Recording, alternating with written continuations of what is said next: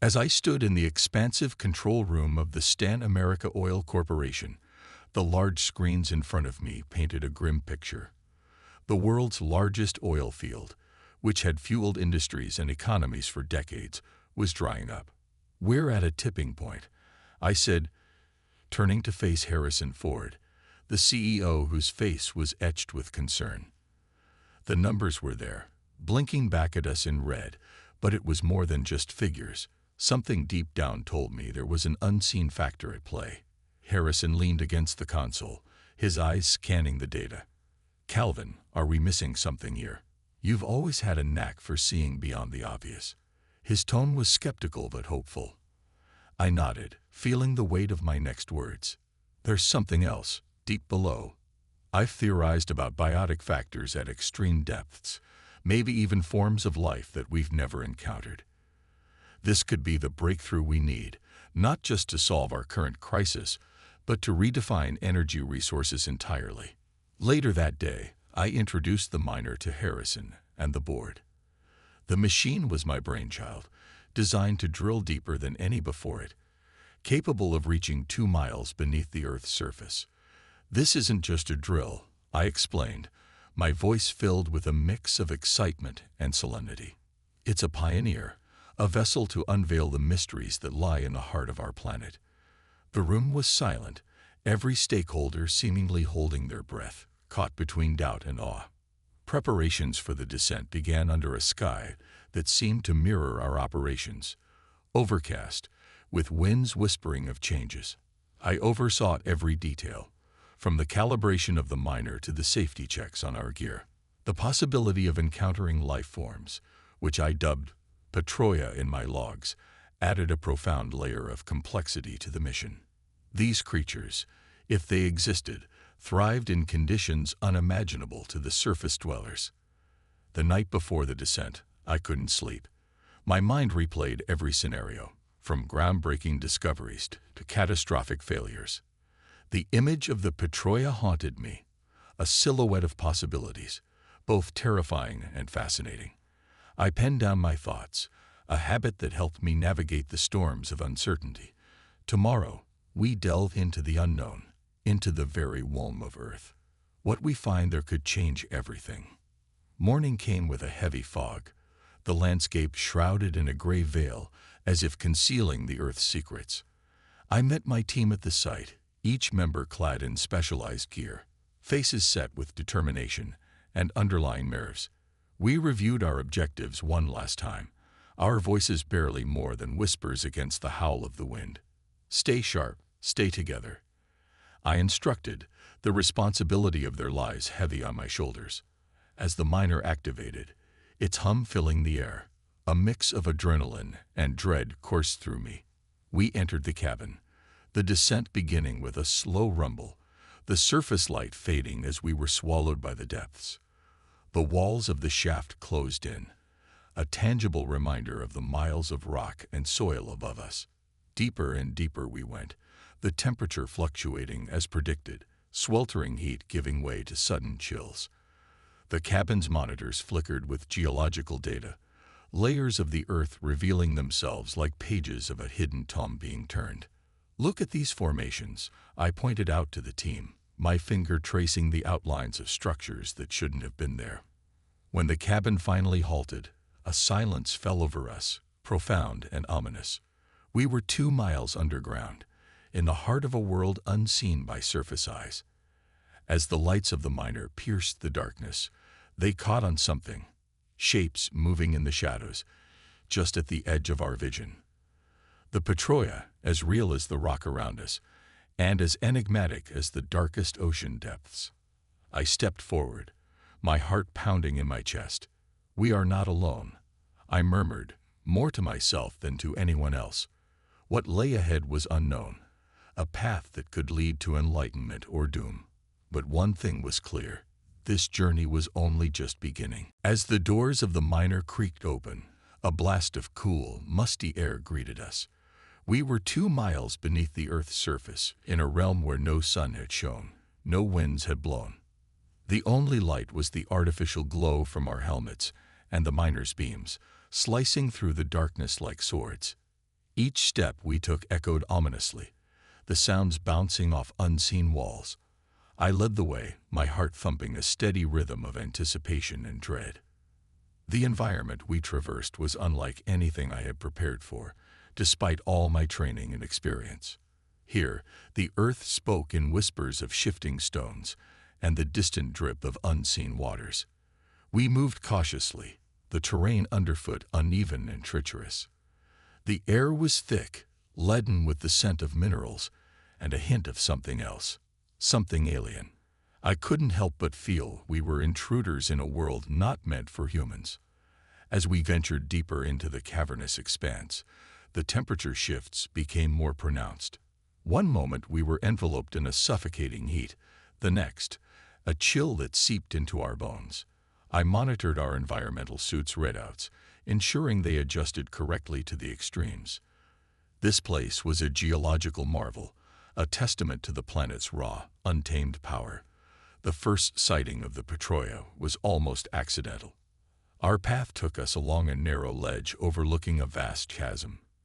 Below, in the flickering shadows, movement caught my eye.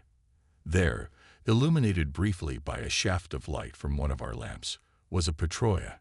It was a fleeting glimpse, but enough to sear the image into my mind. Large, black, rubber-skinned beings with tentacle-like limbs that moved with unsettling grace. I stopped, signaling the team to halt.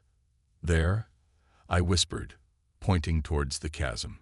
We watched in silent awe as more of these creatures emerged from the shadows. They moved deliberately, perhaps cautious of our presence. It was a surreal moment, standing there, witnessing what no other human had. A hidden ecosystem thriving in the bowels of the earth. The encounter was brief.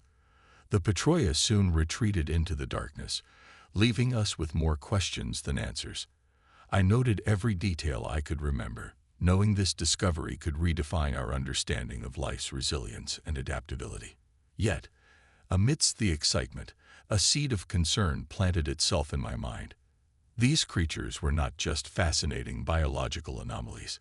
They were living beings, and their existence was now known to us, and potentially threatened. We pressed on, deeper into the caverns. The structures here hinted at immense geological shifts over millennia. Stalactites hung from the ceiling like jagged teeth, and stalagmites rose from the ground to meet them.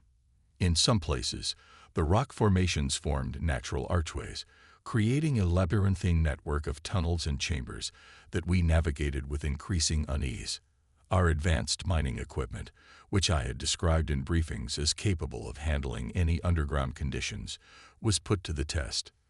The static guns were particularly crucial, designed not just for defense, but for altering geological structures if necessary.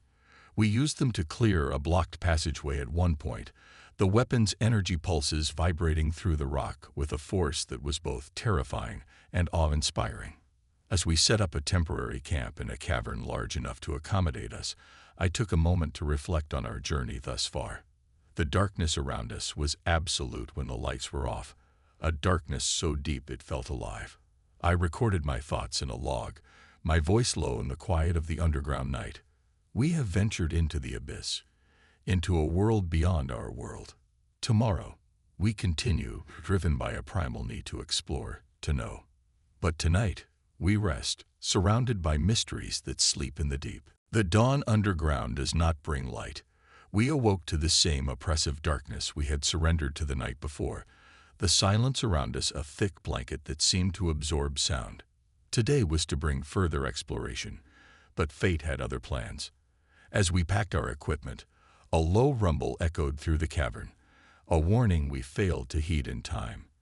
Within moments, an explosion rocked the chamber, a blast not of our doing. Panic ensued as debris rained down, the path we had come through now a tangle of rock and dust. In the aftermath, as the dust settled and our headlamps cut through the smoky darkness, the extent of our predicament became clear. We were trapped, the miner damaged beyond immediate repair, and our main route of escape effectively sealed. My heart raced, a mix of adrenaline and cold fear pumping through my veins. "Check in," I called out, my voice steadier than I felt. One by one, my team confirmed they were okay, though shaken. The relief was palpable, but short-lived as the reality of our situation set in.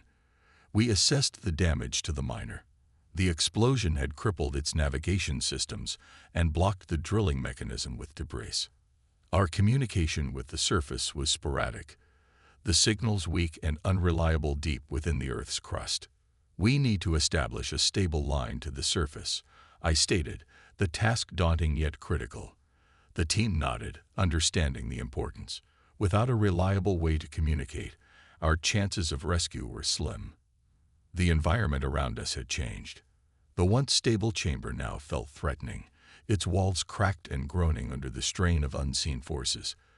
The air was cooler, a sign that the ventilation system had also suffered. We set up temporary lighting, the beams casting long shadows that danced ominously around us. In this flickering light, the challenges we faced seemed to multiply. As we worked to clear a secondary tunnel, hoping it would lead to another passage upward, the Petroia appeared again. This time, their presence was not a fleeting mystery, but a palpable threat. They hovered at the edges of our lights, their eyes reflecting a stark, unblinking malice. It was clear now that they were not mere curiosities to be observed, but potential dangers in their own right. The interactions with the Petroia escalated quickly. At one point, as we attempted to navigate through a narrow opening, they attacked. It was swift, terrifying. The static guns we carried were designed more for geological manipulation than combat, but they were our only defense.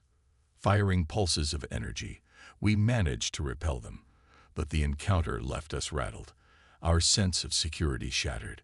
The psychological toll began to weigh on us as the hours stretched into another cycle of darkness. Isolation and the constant threat of the Petroia lurking in the shadows strained our nerves.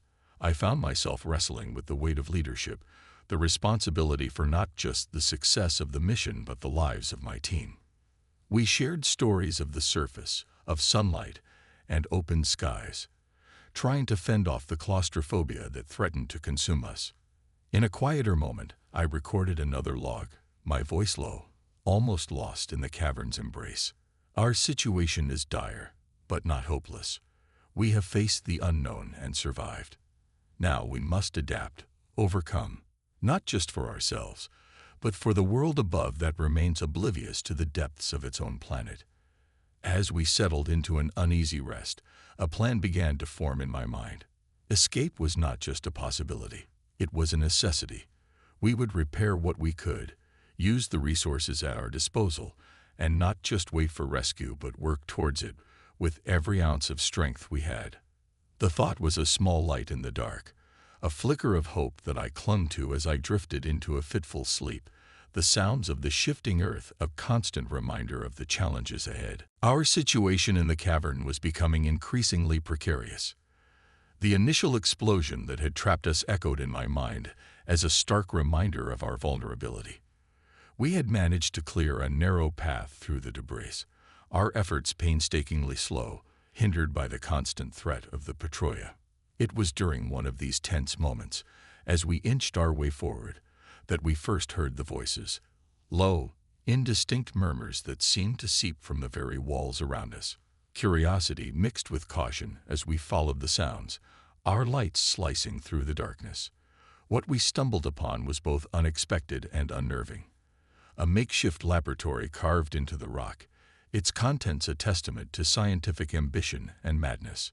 Equipment, more advanced than anything we had brought with us, littered the space. Computers hummed, screens flickering with data that spoke of complex experiments. This was no ordinary operation. It was a nexus of something far more sinister. It was here that Elias Miles and Victor Romanov revealed themselves. They emerged from the shadows with a disarming confidence, their demeanor that of men who believed themselves masters of their environment. Miles, tall and wiry, had eyes that flickered with a peculiar intensity, while Romanov, more solidly built, exuded a calm authority. Their presence was unsettling, a tangible reminder of the human capacity for both genius and moral corruption. Miles spoke first, his voice carrying an unsettling blend of arrogance and amusement. "Calvin Morrow, isn't it? We've heard much about you and your little expedition. But you've stumbled onto something far greater than oil reserves." His words were laced with a challenge, a taunt that sent a chill down my spine. I knew then that we had uncovered more than just a scientific operation. We had found the architects of a dangerous conspiracy. Romanov, less flamboyant than Miles, spoke with a measured calm. "What you've seen here is the future, Mr. Morrow. The Petroia are not mere curiosities. They are the key to controlling energy resources across the globe. Imagine the power to dictate the world's energy supply, to hold nations at our mercy." His words were cold, devoid of emotion, yet they resonated with a disturbing truth. The implications of their revelation hit me like a punch to the gut. These men intended to use the Petroia, creatures of incredible potential, as pawns in a game of global dominance. My instincts as a scientist screamed against such exploitation, and I felt the weight of responsibility settle heavily on my shoulders. I realized then that our mission had taken on a new dimension. It was no longer just about survival, but about stopping a threat that could change the course of human history. As we stood in the laboratory, surrounded by the hum of machinery and the unsettling presence of Miles and Romanov, the Petroia appeared once more. This time, they were not curious onlookers but active participants, their movements controlled by unseen forces, likely emanating from the machines around us. Miles gestured to them with a flourish, a proud ringmaster showcasing his prized attractions. "See how they respond to us, how they obey," he said, his voice tinged with triumph. But triumph quickly turned to chaos as the Petroia, perhaps sensing our fear or Miles' overconfidence, reacted unpredictably. Their tentacles lashed out, striking at equipment, causing sparks to fly and systems to falter. In the confusion, I saw an opportunity. "Now," I shouted to my team, urging them to move, to use the distraction to our advantage. We retreated quickly, Miles' voice trailing after us, a mixture of anger and disbelief. "You can't escape us, Morrow. We'll find you, and when we do, the world will change." But I had no intention of letting them succeed. The Petroia, once again relegated to the shadows, seemed to understand this, their presence both a threat and, paradoxically, a potential ally against their own manipulation. As we navigated the labyrinth of tunnels, my mind raced, formulating a plan. We had to disable the machinery controlling the Petroia, disrupt Miles and Romanov's operations, and somehow signal the surface for help. It was a daunting task, one that seemed insurmountable in the dim light of our headlamps. But I knew we had to try for the sake of the Petroia, for ourselves, and for a world unaware of the dangers lurking miles beneath its feet. In the relative safety of a smaller cavern, I gathered my team, our breaths heavy with exhaustion and determination. "We have a new mission," I declared, meeting each of their eyes in turn. "We stop them here, now, before they can unleash this madness upon the world." The resolve in their faces was heartening, a reminder that even in the darkest depths, hope could spark a light. Together, we would face whatever came next, our paths entwined with the fate of those who had been drawn into the abyss. In the oppressive darkness of the subterranean labyrinth, our breaths came shallow and quick. The tension was palpable, each of us acutely aware of the daunting task ahead. The air was thick with the scent of earth and minerals, a constant reminder of the immense weight pressing down upon us. As we moved deeper into the maze of tunnels, the echoes of our footsteps seemed to pulse with a life of their own, amplifying the sense of urgency that propelled us forward. The plan was simple in concept but complex in execution. Disable the machines controlling the Petroia and disrupt the operations of Miles and Romanov. But the reality was that we were outnumbered, outgunned, and in hostile territory. As we approached the heart of their operation, I couldn't shake the feeling that we were walking into a trap, yet there was no turning back. Every step was a step towards confrontation, towards a reckoning with forces far more powerful than any of us had anticipated. Our path led us through a network of natural caverns and man-made tunnels, the latter filled with the detritus of scientific ambition, abandoned equipment, scattered notes, the detritus of minds bent on control and conquest. The dim light from our headlamps cast long shadows that danced eerily along the walls, creating a disorienting tableau of shapes and forms. I kept my focus on the task, aware that distraction could prove fatal. As we reached the main chamber, the scene was one of organized chaos. The room buzzed with activity, the air alive with the hum of computers and the low rumble of machinery. Miles and Romanov were there, overseeing the proceedings with an air of command that spoke of absolute confidence in their plan. Their eyes met mine, and I saw a flash of surprise quickly masked by resolve. This was the battlefield, the place where the future would be decided. "Calvin Morrow," Miles sneered, his voice carrying over the din. "You've come to witness the birth of a new era. A shame you won't live to see it through." His words were intended to intimidate, but they only steeled my resolve. I knew what was at stake, not just for us, but for the world above, blissfully ignorant of the nightmare brewing below its feet. The Petroia loomed in the background, their massive forms casting long shadows across the chamber. They were under the control of Miles' machines, responding to commands with an unsettling precision. My heart ached at the sight. Creatures of unimaginable power reduced to puppets, their autonomy stolen by men who saw only opportunity in their existence. The confrontation escalated quickly. We had no choice but to engage, to fight with every ounce of strength and ingenuity we possessed. The static guns proved invaluable, their energy pulses disrupting both equipment and the creatures' coordination. It was a brutal, chaotic struggle, the air filled with the sounds of battle. Shouts, the crackle of electricity, the crash of machinery failing under the onslaught. My team fought valiantly, each member driven by the knowledge that failure was not an option. The chamber was a storm of motion and sound, the Petroia moving with an unsettling grace despite the chaos. But gradually, through sheer determination and the calculated use of our technology, we began to turn the tide. The control machines, vital to Miles and Romanov's plans, started to falter under our assault. Amidst the melee, I spotted an opportunity. An exposed terminal, likely the nerve center of their control network. I surged forward, using the confusion to my advantage. My hands moved with practiced precision, years of training culminating in this moment. With a few deft keystrokes, I initiated a system overload, the screens flaring with warnings and error messages. The effect was immediate. The Petroia, freed from the artificial chains of control, hesitated, their movements no longer dictated by machines. A ripple of uncertainty passed through the chamber, a shift in the balance of power that Miles and Romanov could not ignore. The tables had turned, and with it, the battle was ours to win.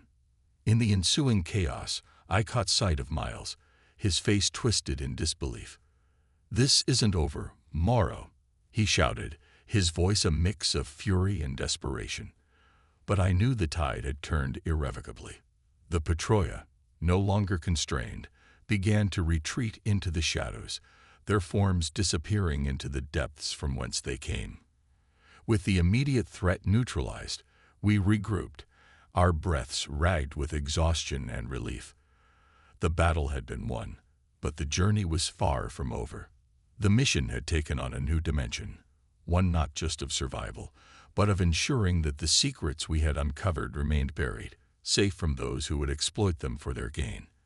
As we prepared to leave, I cast one last glance at the chamber, a place of chaos and revelation, and steeled myself for the path ahead. With the control machines disabled and the Petroia retreating into the dark recesses of the cavern, a new challenge emerged, the urgent need to return to the surface.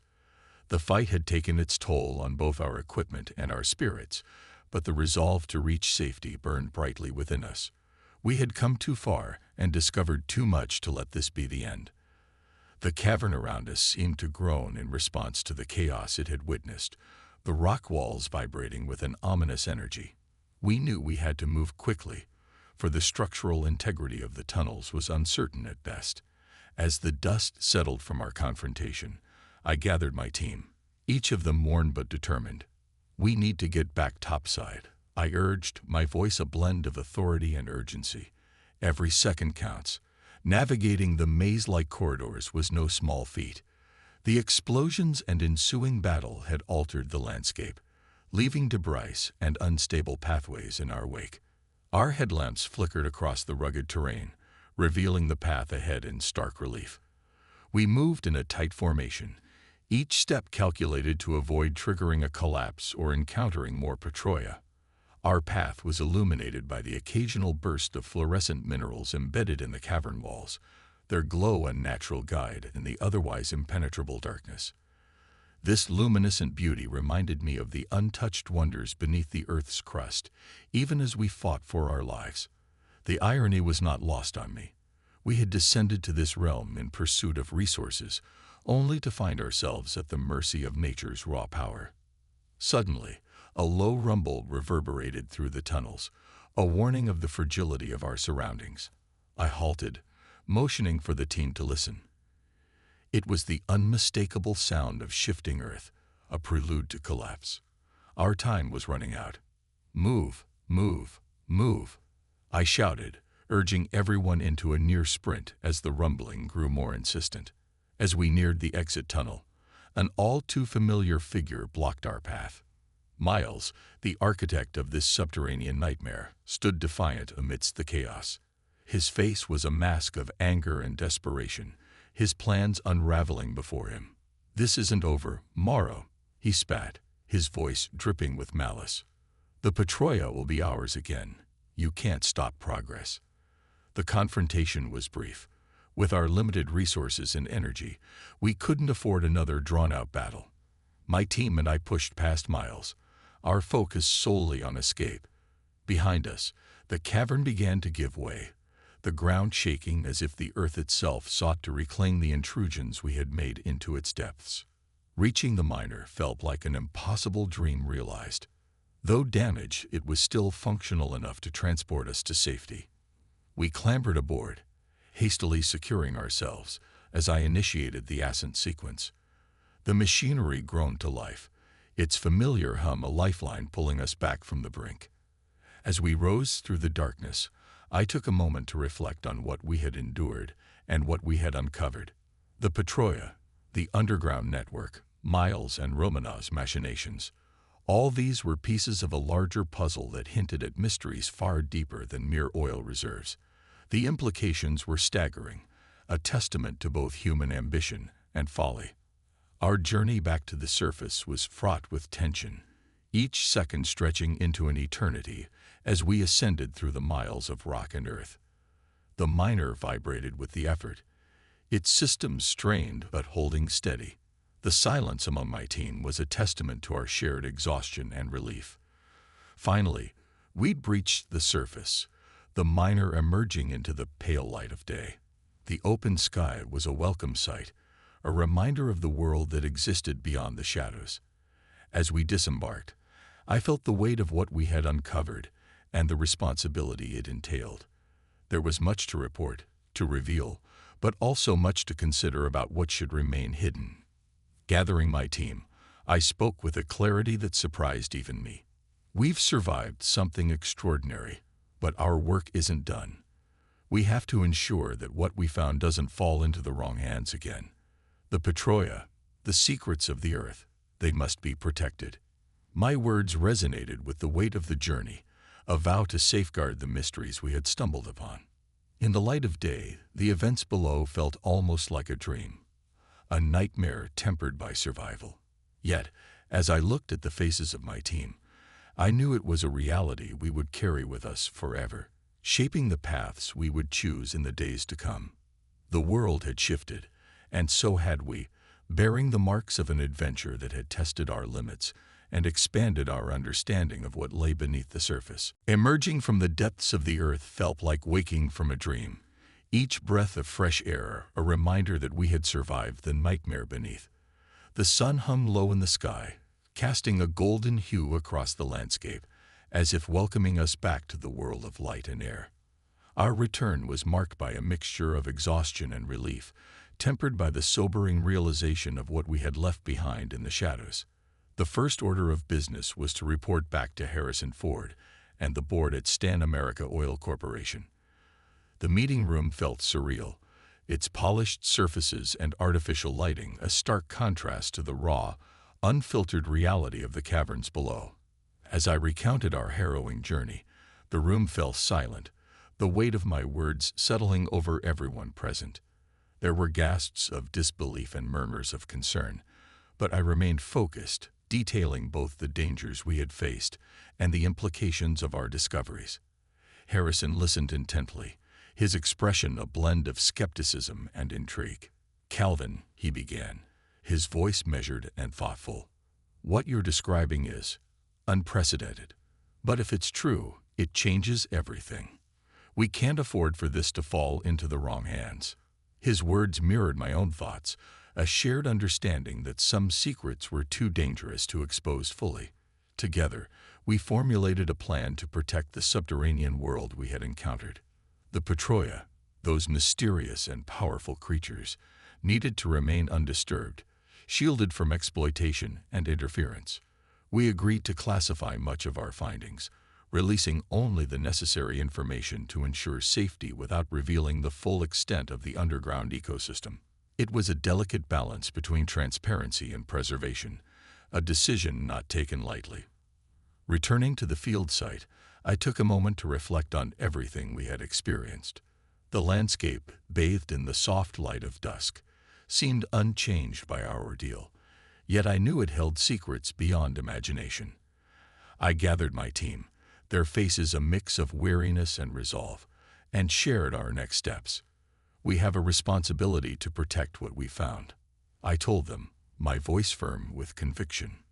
"The Petroia, the caverns, they're part of a world we barely understand. We need to ensure they're left in peace." As the days turned into weeks, the oil wells began to produce once more, a testament to the Earth's enduring bounty. Yet even as the world above carried on, I remained haunted by the knowledge of what lay beneath. The Petroia were a living reminder of nature's mysteries, their existence challenging everything I thought I knew about our planet. I often found myself drawn back to the site, standing at the edge of the descent, contemplating the delicate balance between exploration and preservation. In the quiet moments, I recorded my thoughts, each entry a reflection on our journey and its broader implications. The depths of the Earth are a mirror to the depths of our own ambition. I mused one evening, the stars twinkling overhead. We must tread carefully, for what we find may not always be ours to take. The words resonated within me, a reminder that knowledge came with responsibility, and that sometimes the greatest discoveries were those left undisturbed. Through it all, the specter of Elias Miles and Viktor Romanov lingered at the edge of my consciousness. Their ambitions had been thwarted, but I knew they would not rest easily. I took solace in the fact that their plans had been derailed, that the Petroia were beyond their grasp. Yet vigilance was necessary. The world was vast, and others might seek to uncover the secrets we had fought to protect. Ultimately, our journey into the abyss had changed us all, leaving indelible marks on our minds and hearts. It had been a test of endurance and courage, a challenge that pushed us to our limits and beyond. As I stood on the surface, the wind whispering through the grass, I knew that our story was only one chapter in the ongoing saga of exploration and discovery. In the end, the lessons we learned were simple yet profound. Respect the unknown, cherish the wonders of our world, and remember that some mysteries are best left unsolved. The Petroia, with their enigmatic presence, would remain hidden, guardians of a realm untouched by time. And we, mere mortals, would carry the knowledge of their existence, a secret shared by those who dared to venture into the darkness and returned, forever changed by the journey.